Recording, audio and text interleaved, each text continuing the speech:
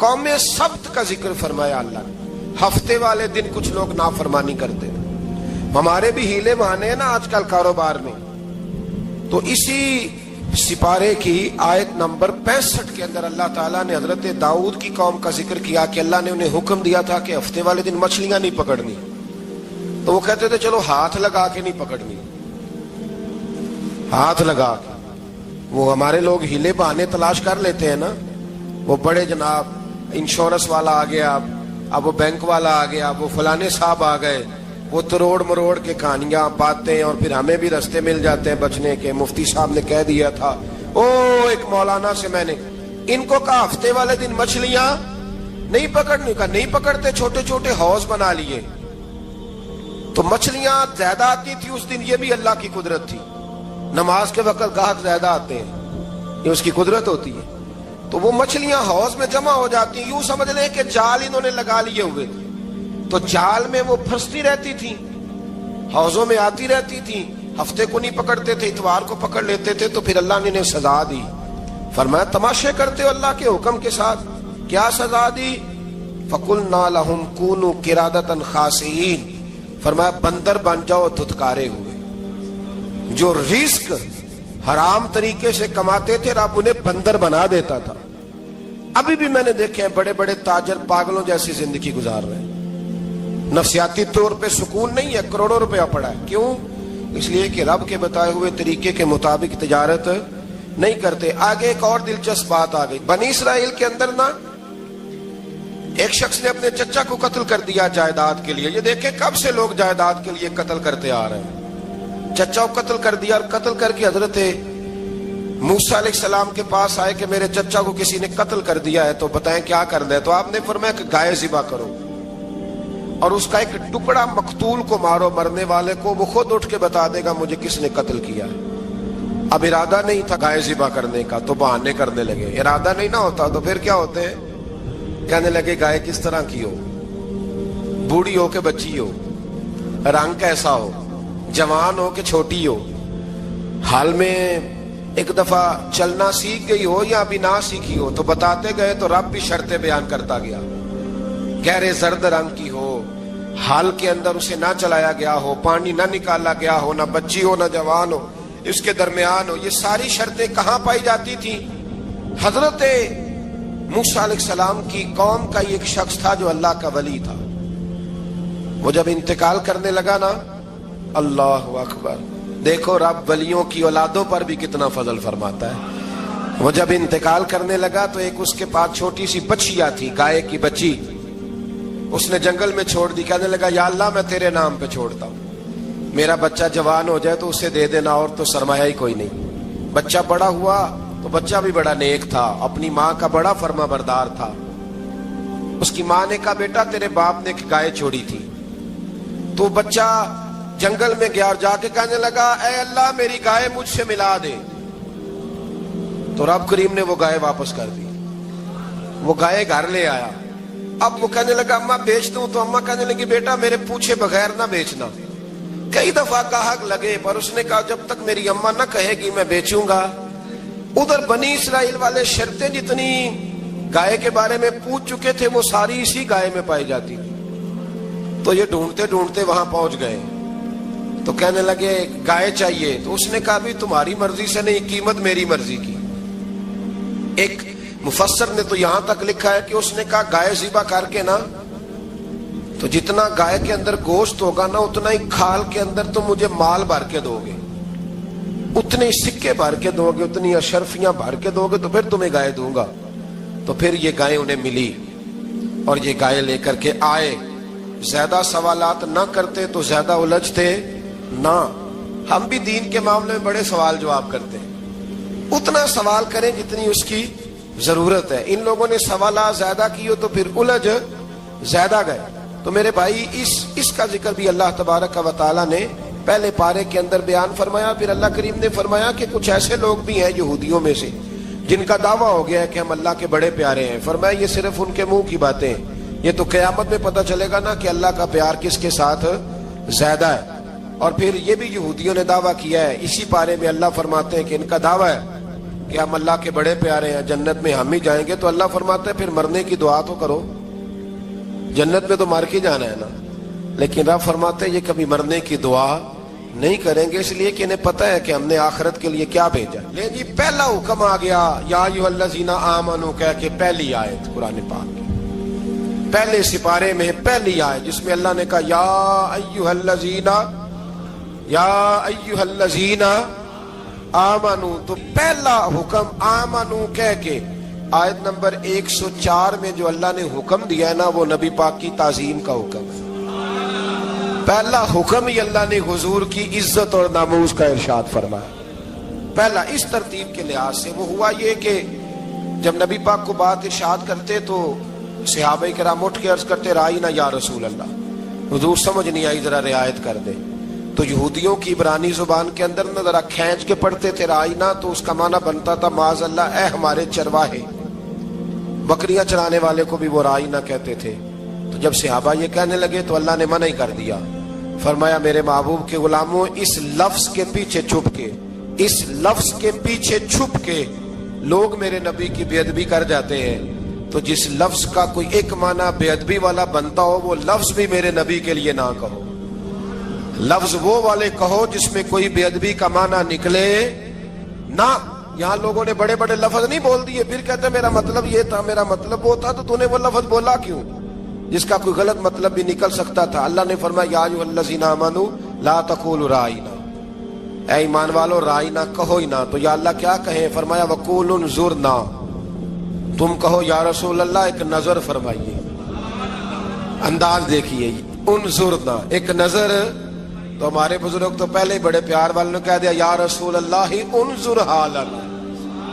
کہتے کہاں سے لاتے ہو جملے؟ میں نے کہا اللہ کی کتاب سے. یا رسول اللہ انظر حالنا یا حبیب اللہ اسمع قالا. تو تم کہو انظرنا, محبوب نظر کرم کرے, واسمعوا, اور کیا ضرورت ہے دوبارہ پوچھنے کی. اللہ کہتا ہے پہلے ہی دھیان سے سنا کرو, پہلے ہی واسمعوا, پہلے ہی احتیاط سے سنو. وللکافرین عذاب علیم, اور کافروں کے لیے دردناک عذاب ہے. لے جی اسی پارے میں اللہ تبارک و تعالیٰ نے پھر اہل یہود کا ذکر کیا. تو یہود کہنے لگے کہ ہم حضرت ابراہیم کے ماننے والے ہیں. تو اللہ کریم نے وہ بھی ذکر کیا کہ میں نے تو ابراہیم کو آزمایا ہے. وَإِذِ ابْتَلَىٰ إِبْرَاهِيمَ رَبُّهُ بِكَلِمَاتٍ فَأَتَمَّهُنَّ, ہم نے ابراہیم کو کچھ چیزوں سے آزمایا ہے, وہ ہماری آزمائش پہ پورے اترے. قَالَ إِنِّي جَاعِلُكَ لِلنَّاسِ إِمَامًا, تو پھر ہم نے انہیں کہا کہ ہم آپ کو پوری دنیا کا امام بنائیں گے. وہ آزمائش کیا تھی؟ آگ میں جانا بھی آزمائش, بیٹے کا نہ ہونا بھی آزمائش, بیٹا ہوا تو پھر اسے وادی غیر ذی زرع ان میں چھوڑ کے آنا بھی آزمائش, بڑا ہوا تو پھر ذبح کرنا بھی آزمائش. فرمایا جہاں جہاں آزمایا ہے نا ابراہیم ہماری آزمائش میں پورے اترے. فرمایا تو مفت میں حضرت ابراہیم کی اولاد بنتے ہو اور ان کا نام لیتے ہو اور ان کے ساتھ اپنا تعلق بناتے ہو, دیکھو تو صحیح وہ کتنی آزمائشوں سے گزرے. تو اس کا بھی اللہ نے اسی میں ذکر فرمایا. اور پھر وہ بات کرتے تھے حضرت یعقوب کی اور حضرت اسحاق کی. تو فرمایا وہ تو ہمارے اتنے خاص بندے تھے کہ وصال کے وقت بھی انہوں نے اپنی اولادوں کو نصیحت فرمائی تھی کہ اللہ کی توحید پہ قائم رہنا. اس کا ذکر بھی اللہ نے اسی پارے میں بیان فرمایا. اور جو حضرت ابراہیم اور جناب اسماعیل نے کعبہ تعمیر کیا تو اس کا ذکر بھی اللہ تعالیٰ نے اسی پارے میں فرمایا. فرمایا جب وہ کعبہ بنا رہے تھے تو کہہ رہے تھے ربنا تقبل منا, کہہ رہے تھے اے اللہ بنا ہم نے دیا ہے پر مہربانی فرما ہم سے قبول فرما لے. تو جو آیہ کریمہ آخر میں عرض کرنا چاہتا ہوں اس پر بھی تھوڑی توجہ فرمائیں گے تو بات بڑی نکھر کے باہر آئے گی. یہ 16ویں رکوع کے اندر اللہ نے پھر یہود کا اور عیسائیت کا ذکر فرمایا. تو اللہ کریم نے ایک بات ارشاد فرمائی. یہودیوں کے ہاں جب کوئی بچہ پیدا ہوتا تھا پیلے رنگ کے ساتھ اس کو رنگتے تھے, یا کوئی خاص رنگ تھا ان کا. بچہ پیدا ہوتا تو اس پر وہ رنگ چڑھاتے کہ یہ جی ہمارے مذہب کا رنگ ہے. ہمارے ہاں بھی رسمیں ہیں نا اپنی اپنی, معاذ اللہ اپنی اپنی نہیں ہونی چاہیے, اللہ رسول کا حکم ہونا چاہیے. تو یہودیوں کے ہاں بچہ پیدا ہوتا تو ایک خاص رنگ چڑھاتے, عیسائیوں کے ہاں پیدا ہوتا تو وہ بھی ایک خاص رنگ چڑھاتے. تو مسلمانوں کے ہاں بچے پیدا ہوئے تو انہوں نے بھی توجہ کی کہ یہ کیا ہو رہا ہے. تو رب کریم نے فرمایا صبغۃ اللہ, رنگ اللہ کا ہی ہے. ومن احسن من اللہ صبغا، اور فرمایا اللہ کے رنگ سے زیادہ خوبصورت کس کا رنگ ہو سکتا ہے؟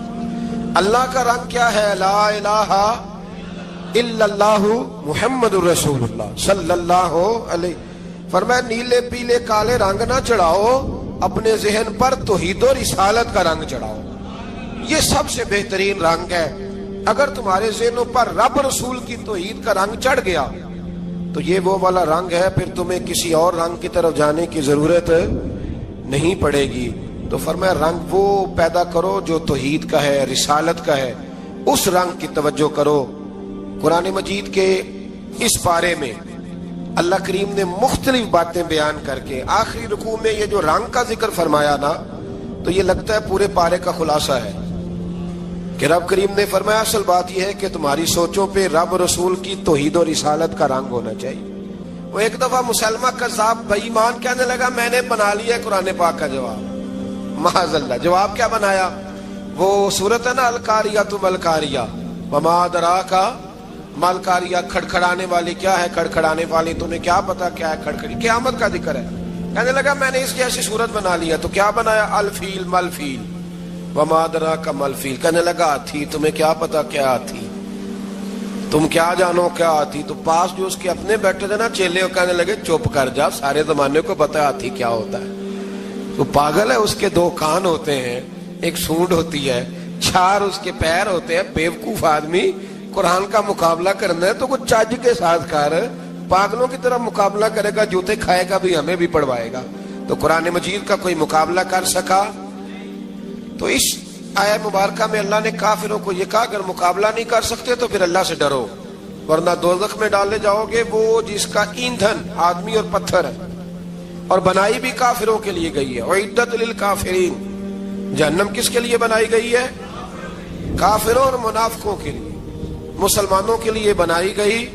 مسلمان مرضی سے چھلانگے لگائیں تو ان کی موج ہے، ورنہ ان کے لیے جہنم، ان کے لیے اللہ نے جنت بنائی ہے.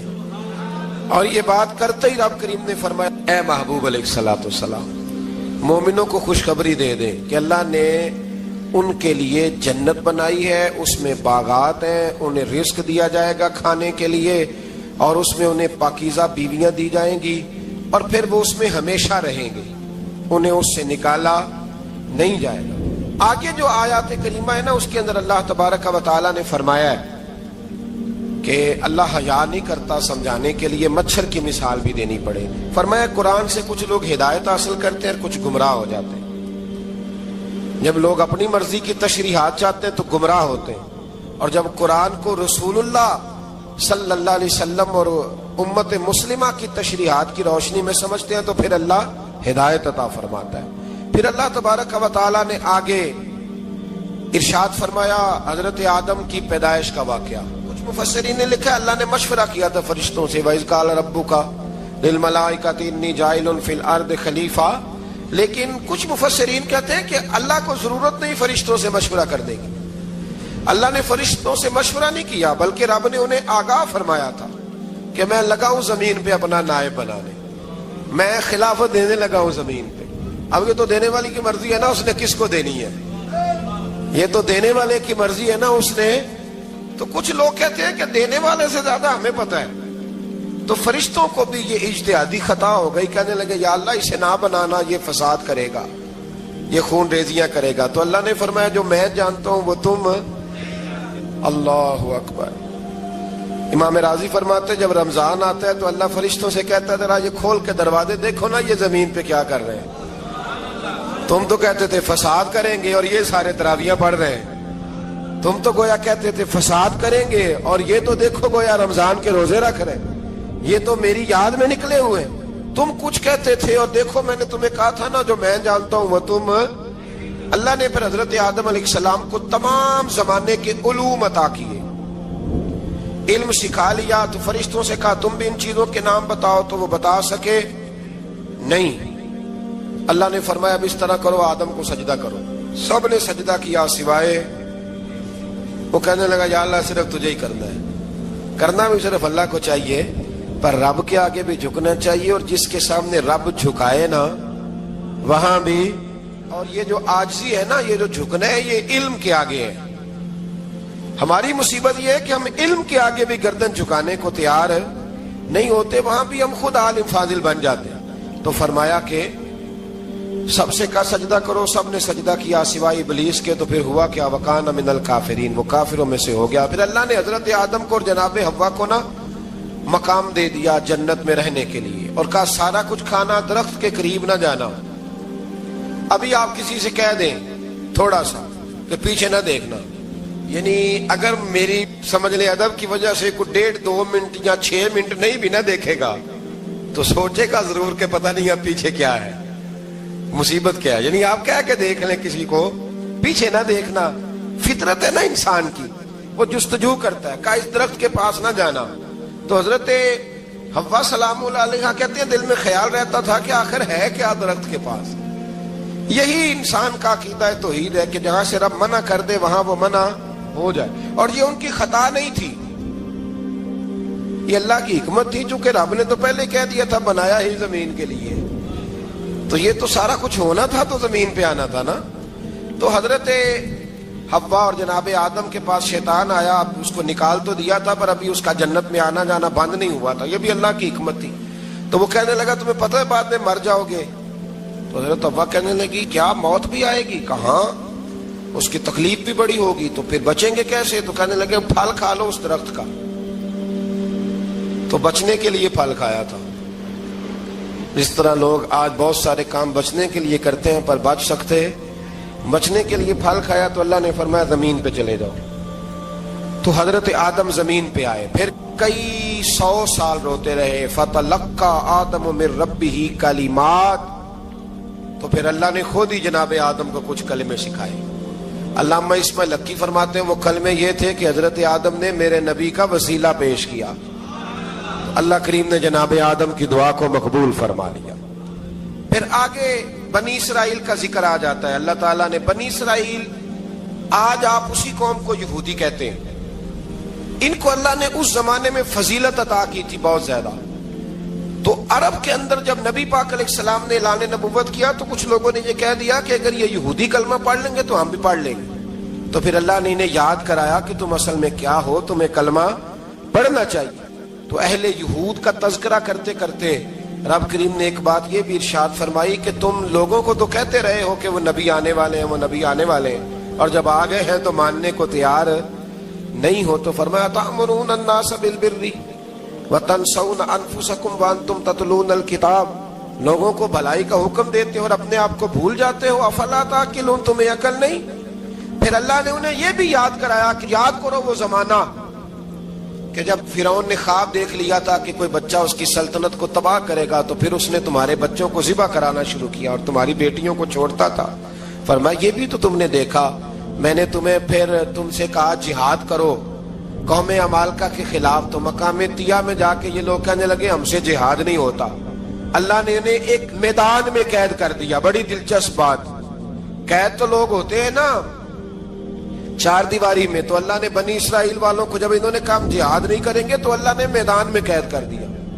میدان میں، یہ یاد رکھیں، جب انسان اللہ کی نافرمانی کرتا ہے تو اسے ایسی قید ملتی ہے جس کا اس نے تصور بھی نہیں کیا ہوتا۔ ایک میدان ہے مقام طیہ، قید ہو گئے، سارا دن سفر کرتے تھے، سارا دن، تو رات کو تھک کے سوتے تھے، صبح اٹھتے تھے نا جب، تو وہیں ہوتے تھے جہاں کل صبح چلے تھے۔ تو رب جب کسی کو قیدی بناتا ہے تو اسے زنجیروں کی، سلاخوں کی ضرورت، دعا فرمائے اللہ تبارک و تعالی غموں سے نجات عطا فرمائے، یہ دعا فرمائے۔ ایسی قید دیتا ہے کہ جس سے پھر چھٹکارا ہو سکتا۔ تو بنی اسرائیل کا بہت زیادہ تذکرہ اس بارے میں اللہ تبارک و تعالی نے پھر بیان کیا، اور پھر کہا کہ انہیں جو حکم دیا جاتا تھا یہ اس کی سرتابی کرتے تھے، پھر اللہ نے ان پر ذلت نازل کر دی اور یہ ہمیشہ اس کا شکار رہے۔ بنی اسرائیل کے اندر ہمیشہ نبی اور بادشاہ موجود رہتے تھے۔ ایک وقت ایسا آیا کہ بنی اسرائیل میں کوئی نبی نہیں تھے، اور بنی اسرائیل کا جو اپنا علاقہ تھا نا وہ ملک شام ہے، تو قوم عمالقہ ایک قوم تھی اور بڑے سخت گیر لوگ تھے، انہوں نے بنی اسرائیل والوں کے ساتھ لڑائی کی، جہاد کیا اور انہیں ان کے علاقے سے نکال دیا۔ اور کچھ حضرت یوسف علیہ السلام کے زمانے میں ویسے بھی ایک بہت بڑی تعداد جا کے مصر میں آباد ہو گئی تھی۔ اب یہ ہوا کہ ان کے پاس کوئی بادشاہ نہیں ہے، یہ بار بار دعا کرتے ہیں، التجا کرتے ہیں، تو اللہ تعالیٰ نے ایک پیغمبر انہیں عطا کیے جن کے مختلف نام کتابوں میں ہیں۔ صدر الافاضل رحمۃ اللہ علیہ نے تفسیر خزائن العرفان کے اندر ان کا نام حضرت شمویل علیہ السلام لکھا ہے۔ حضرت شمویل علیہ السلام کو اللہ تعالیٰ نے نبوت عطا فرمائی، اور جب حضرت شمویل علیہ السلام اللہ کے نبی ہوئے، بنی اسرائیل والوں کو یقین آیا کہ اللہ نے الحمدللہ ہمیں ایک نبی کے جھنڈے تلے جمع کر دیا ہے، تو پھر انہوں نے کہا کہ آپ ہمارے سامنے ایک بادشاہ بھی مقرر کریں تاکہ ہم اس کی سرپرستی میں جہاد کریں۔ جب انہوں نے یہ بات کی تو اللہ تبارک و تعالیٰ نے حضرت شمویل علیہ السلام کے ذمے لگایا۔ تو ایک اس زمانے میں اللہ کے نیک بندے تھے، جناب طالوت علیہ السلام ان کا نام تھا۔ تو حضرت شمویل علیہ السلام نے انہیں کہا کہ اللہ کریم نے نا تمہارا بادشاہ طالوت کو بنایا ہے، ان کا نام بھی قرآن مجید نے ذکر فرمایا ہے۔ تو بنی اسرائیل کے لوگ کہنے لگے یہ تو غریب آدمی ہے، وہ بکریاں چرایا کرتے تھے، لیکن علم میں بڑے پختہ تھے، وجود میں بڑے طاقتور تھے۔ تو کہا کہ یہ تو غریب آدمی ہے، تو ہم تو زیادہ حق رکھتے تھے کہ ہمیں بادشاہ بنایا جائے۔ تو حضرت طالوت علیہ السلام کے بادشاہ بننے کے بعد حضرت شمویل علیہ السلام نے جو بات کی، اللہ کریم نے اسے قرآن مجید میں بیان فرمایا۔ رب فرماتا ہے بسطۃ فی العلم والجسم، اسے اس لیے تمہارا بادشاہ بنایا گیا ہے کہ اسے ہم نے کشادگی دی ہے، علم میں بھی اور جسم میں بھی۔ بڑے ماشاءاللہ موٹے تازے تھے، وجود بڑا طاقتور تھا۔ کچھ موٹے تازے ہوتے ہیں پر طاقتور نہیں ہوتے، موٹے تازے بھی تھے اور طاقتور بھی تھے۔ فرمایا کہ وجود میں بھی طاقت ہے اور علم میں بھی اللہ نے انہیں وسعت عطا فرمائی۔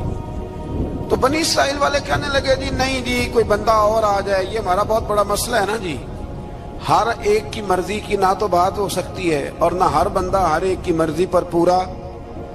کہنے لگے نہیں جی کوئی اور ہونا چاہیے تھا، ہمیں کیسے پتا چلے گا کہ اللہ نے مقرر کیا ہے؟ بڑی خاص بات ہے، اس کو سمجھیے گا، یہ سارا مضمون آپ کو ملے گا اسی پارے کے آخر میں، آپ پڑھیں گے نا جی تو یہ سارا مضمون آپ کو ملے گا، اور آپ اگر سرسری نظر سے بھی اس کا مطالعہ کریں گے نا، جا کے قرآن شریف کھول کے 15ویں سے 16ویں رکوع میں، آپ خوش ہوں گے کہ آپ کتنے اچھے نظریے اور عقیدے کے ماننے والے ہیں۔ تو جب کہا نا کہ طالوت کو ہمارا بادشاہ بنایا گیا تو دلیل کیا ہے؟ تو قرآن کہتا ہے کہ حضرت شمویل علیہ السلام نے فرمایا کہ تمہارا ایک تابوت تھا، ایک صندوق تھا تمہارے پاس، وہ صندوق تمہارا قوم عمالقہ اٹھا کے لے گئی تھی، ان کے بادشاہ ہونے کی دلیل یہ ہے کہ اللہ تمہارا وہ صندوق تمہیں واپس کر دے گا، وہ تمہارا صندوق تمہیں واپس کر دے گا۔ اس صندوق میں کیا ہے؟ وہ حضرت آدم جنت سے ساتھ لے کے آئے تھے، اس میں تھا کیا؟ تو قرآن مجید کہتا ہے کہ اس کے اندر نا حضرت ہارون علیہ السلام اور حضرت موسیٰ علیہ السلام کے تبرکات تھے، تبرکات۔ کل میں ایک مولوی دیکھ رہا تھا بیچارہ، ایک بندہ نا مسجد نبی کے ساتھ غلاف اور شاید کوئی کفن تھا، وہ مسجد نبی کی دیواروں سے مس کر رہا تھا، تو وہ کہہ رہا تھا نہیں اس سے کیا ہوتا ہے، تبرک کوئی چیز نہیں، اچھے اعمال کی وجہ سے بندہ بخشا جائے گا۔ میں نے کہا تو مجھے ملے تو میں تجھے بخاری کھول کے دکھاؤں کہ حضرت عبد الرحمن ابن عوف جنہیں حضور نے قطعی جنتی کہا، حضور کے وجود پر کرتا دیکھ کے کہنے لگے حضور بڑا ہی سونا لگ رہا ہے، تو فرمایا تجھے چاہیے حضور مل جائے تو کیا ہی بات ہے۔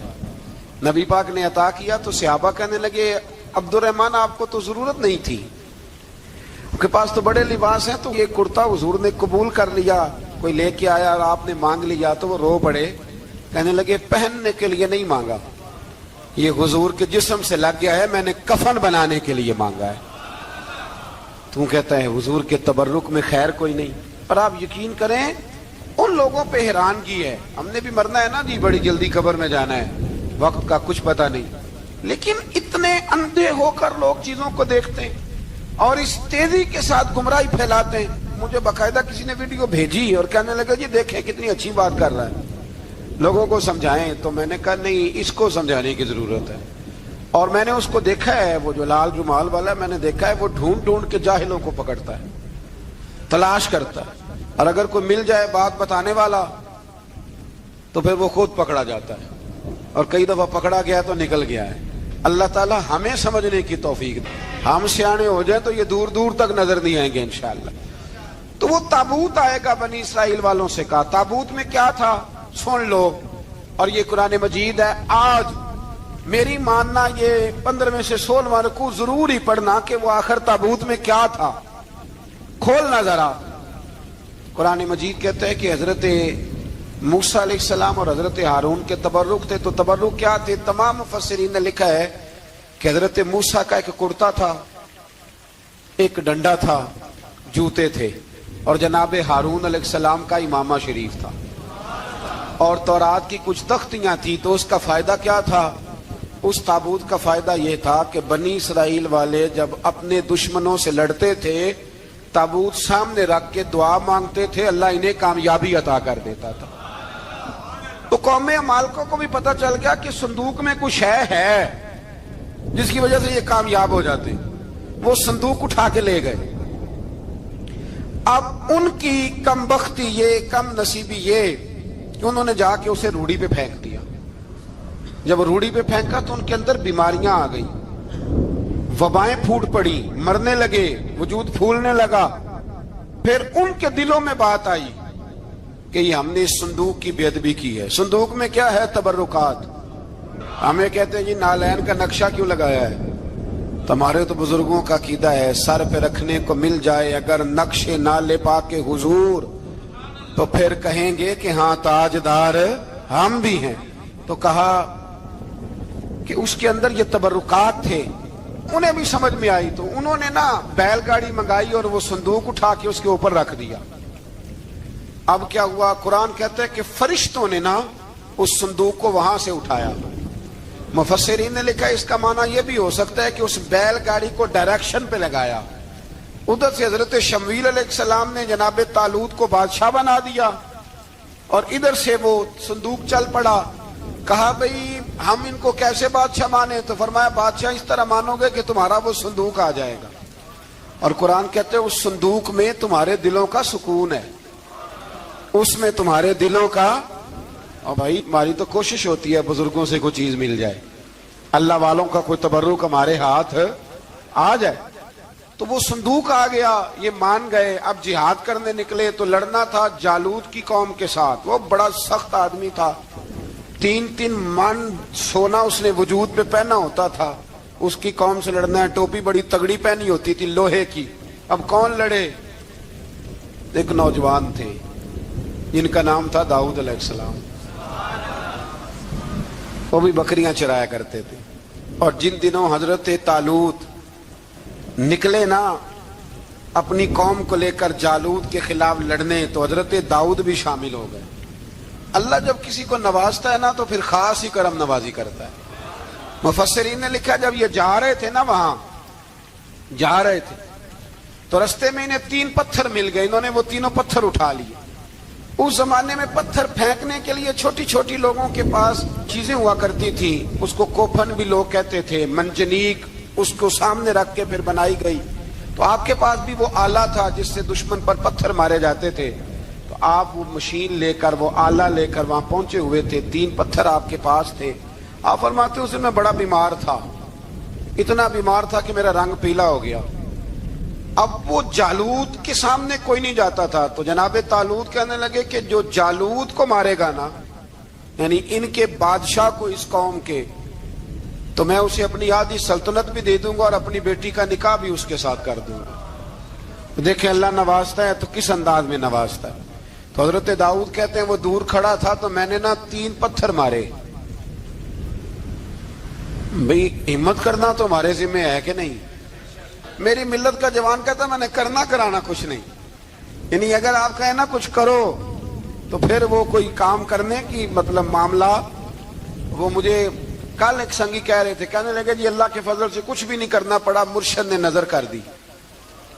میں کہا میں ملن گی تو میں انہوں نے سمجھاواں گا کہ کچھ کرا کے نظر کریا کرو، کیونکہ میرے وہ دوست ہیں، میں انہیں جانتا ہوں۔ نظر میں بڑا کچھ ہوتا ہے، لیکن اللہ بھی تو بندے پہ بڑی نظر رحمت کرتا ہے نا۔ لیکن کہتا ہے 5 نمازیں پڑھ، رمضان کے روزے رکھ، زکوٰۃ فرض ہو تو ادا کر، یہ سارے کام کر، سچ بول، دیانتداری کر، پھر میں اپنے فضل سے تجھے جنت عطا کروں۔ تو یہ جو رویہ ہم نے بنایا یہ درست نہیں۔ تو فرماتے ہیں 3 پتھر میں نے مارے، اللہ نے اتنا فضل کیا کہ وہ بھی مر گیا، اور اسے چھو کے میرے پتھر آگے بڑھے تو اس کی فوج کے 30 آدمی بھی مر گئے۔ 3 پتھروں سے 31 بندے اللہ نے مار دیے۔ فرماتے اس لیے کہ ہاتھ میرے تھے اور طاقتیں میرے رب کریم کی تھی۔ تو حضرت داؤد علیہ السلام کے حصے میں جناب طالوت کی صاحبزادی بھی آئی، آدھی سلطنت بھی آئی۔ کافی سال حضرت طالوت حیات رہے، پھر ان کا وصال ہو گیا، تو ساری سلطنت حضرت داؤد کو ملی، اور پھر اللہ تبارک و تعالیٰ نے انہیں نبوت بھی عطا فرمائی۔ یہ دنیا میں واحد پیغمبر ہیں جو بیک وقت نبی بھی تھے اور بادشاہ بھی تھے، اور پھر اللہ نے فضل فرمایا، انہوں نے بڑی بڑی فتوحات کی، اور پھر حضرت داؤد کے صاحبزادے کا نام حضرت سلیمان علیہ السلام، پھر ان کے صاحبزادے کا نام حضرت۔ تو یہ ہوا کیسے؟ یہ سارا کچھ اللہ تبارک و تعالیٰ کے فضل سے ہوا، اس کے کرم سے ہوا۔ اب اس واقعہ سے ہمیں کیا پتہ چلتا ہے؟ ہمیں یہ پتہ چلتا ہے کہ رب جب فضل فرمائے نہ کسی پہ بھی، تو ہمیں اس بندے کو دیکھ کے راضی ہونا چاہیے، کوئی شکوہ نہیں کرنا چاہیے۔ اور دوسری بات یہ سمجھ لینا چاہیے کہ حکومتیں، مال، دولت یہ صرف سیاستوں سے نہیں ملتی، یہ خدا کے فضل سے ملتی۔ اور یہ بھی سمجھ لینا چاہیے کہ جو بزرگوں کے تبرکات ہوتے ہیں ان کی کیا ہی بات ہوتی ہے۔ چند باتیں ایسی تھیں کہ میرا دل کرتا تھا ان کو دہرایا جائے، اور خاص کر کے ان باتوں پر توجہ کی جائے۔ یہاں نا اللہ تبارک و تعالیٰ نے ان باتوں میں سے ایک بات کا ذکر فرمایا ہے۔ یہاں 207 نمبر جو آیت ہے نا اسی پارے کی، اس میں اللہ کریم نے فرمایا کچھ لوگ ایسے ہیں جو اپنی جانیں ہی اللہ کے حوالے کر دیتے ہیں، زندگی کا مقصد دین ہوتا ہے، لٹا دیتے ہیں۔ یہ نازل کب ہوئی؟ یہ آیت مبارکہ حضرت صہیب رومی کے بارے میں نازل ہوئی۔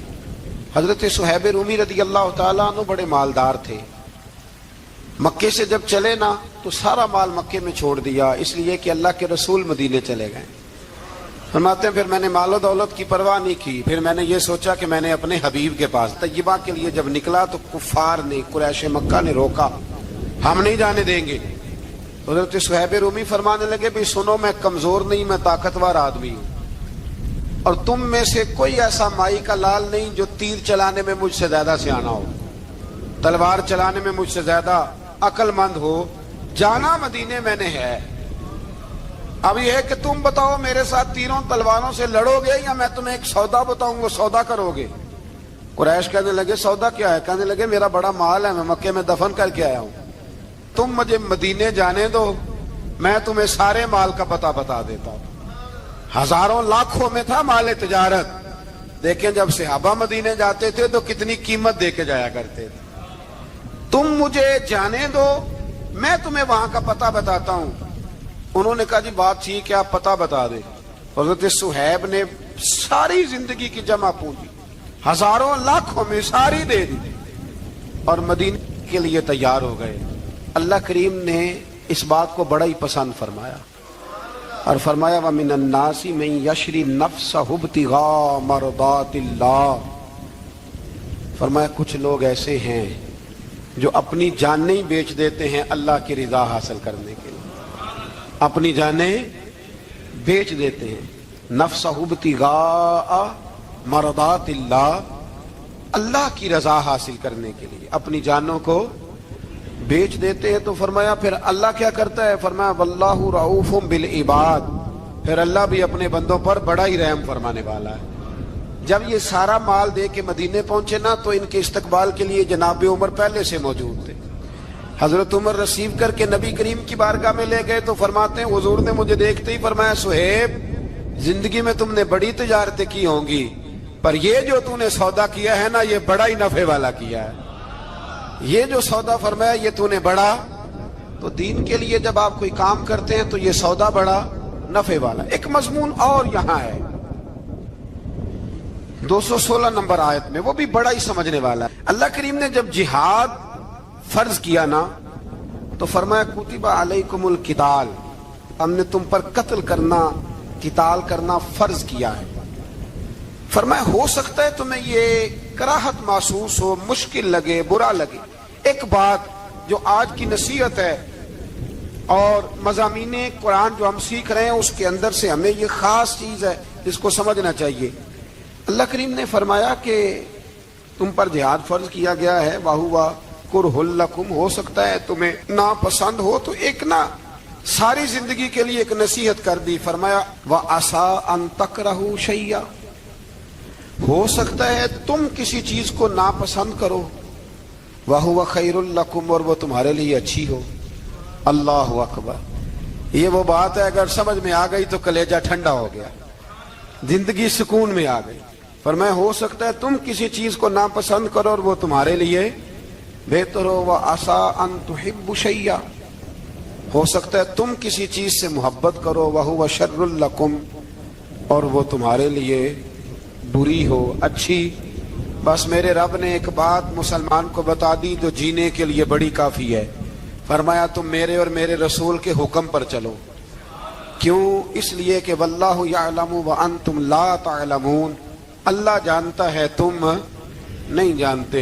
हमें बेकरारी जिंदगी में इसलिए कि हम हकीकत पसंद नहीं, हम बहानों में, हम हवाओं में जीते हैं, हवाओं में, ख्यालात में जिंदगी गुजारते हैं। बड़ा टाइम पड़ा है।